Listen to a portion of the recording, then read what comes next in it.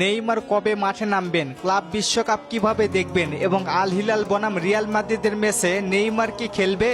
অনুষ্ঠিত হয়েছে 2025 সালে ক্লাব বিশ্বকাপের ড্র অনুষ্ঠান। যুক্তরাষ্ট্রের 11 সিটি 12 ভেন্যুতে অনুষ্ঠিত হবে ক্লাব বিশ্বকাপের আসর। 15 জুন থেকে শুরু হবে, চলবে 13 জুলাই পর্যন্ত। ক্লাব বিশ্বকাপের আসরকে সামনে রেখে 32 দলকে 8 গ্রুপে বিভক্ত করেছে ফিফা।